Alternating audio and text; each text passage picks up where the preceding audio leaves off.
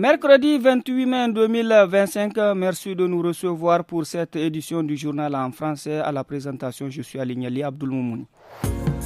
Les titres, la semaine du paysan s'ouvre aujourd'hui à Niamey à l'initiative de la plateforme paysanne du Niger. L'événement vise notamment à promouvoir la souveraineté alimentaire. À l'occasion de la journée mondiale de l'hygiène menstruelle, des témoignages dans cette édition mettent en lumière les défis persistants dans les écoles au Niger. La 5e édition de la semaine du paysan a été lancée ce matin à Niamey par le ministre de l'Agriculture et de l'Élevage, organisée par la plateforme paysanne du Niger. Cette rencontre est jugée stratégique pour la souveraineté alimentaire selon son président Jibo Bagna au micro de Mokhtar Hamadou. C'est important au cours d'une année que des producteurs des différentes régions puissent se retrouver, échanger autour de leur activité, mais également tous ceux qui rencontrent comme contraintes pour qu'ensemble, la recherche, le secteur privé, les services techniques, les décideurs, qu'on regarde dans la même direction, parce que pour atteindre la souveraineté alimentaire, on a besoin de ce type de dialogue franc entre les acteurs. Cette diversité où vous avez le producteur venant de la région de Difa à Terra, ou d'Agadez à Gaïa, en tout cas les régions les plus reculées, cette richesse-là permet de nourrir cette vision d'avoir une souveraineté alimentaire. Au Niger, l'hygiène menstruelle en milieu scolaire reste un enjeu majeur en raison des tabous sociaux, du manque d'accès aux serviettes hygiéniques et du faible soutien institutionnel. Cette situation contribue à un taux élevé d'absentéisme des filles à l'école. À l'occasion de la journée mondiale de l'hygiène menstruelle ce 28 mai, des témoignages recueillis à Maradi sur cette problématique.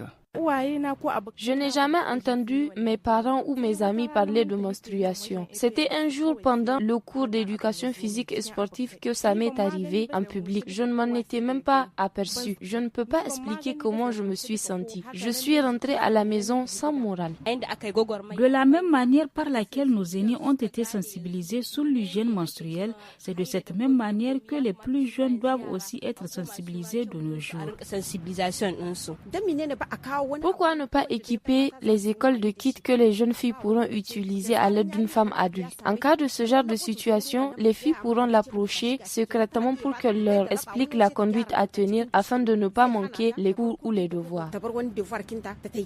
L'association des scouts du Niger a lancé ce matin à Niamey le projet Jeunesse et Digital. Il vise à promouvoir une utilisation responsable du numérique chez les jeunes. À la haute autorité à la protection des données à caractère personnel, HAPDP, soutient cette initiative et encourage les actions de sensibilisation dans ce sens. Hiro Adamou, président de la dite autorité, au micro de Habibou Garba. Je voudrais vous féliciter d'avoir compris que l'avenir ne peut se passer de l'utilisation du numérique. Les données à caractère personnel constituent la matière première de la cybercriminalité qui est en train de nous donner en ce moment même du fil à retordre tant les abus du droit à l'expression sur les réseaux sociaux sont légion. C'est pourquoi la HAPDP veille à ce que l'usage de ces technologies se fasse sans violation de la vie privée.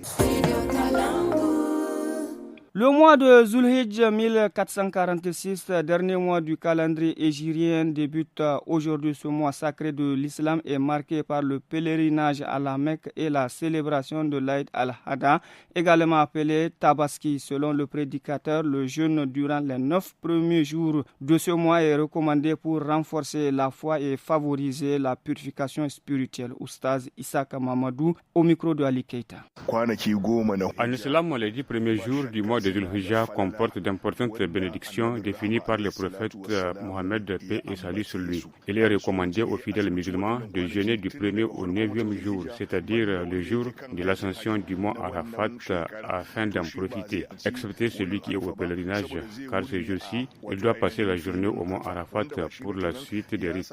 Le 10e jour de ce mois est consacré à l'immolation de l'animal pour le sacrifice. C'est ici que prend fin cette édition. Merci de l'avoir écouté.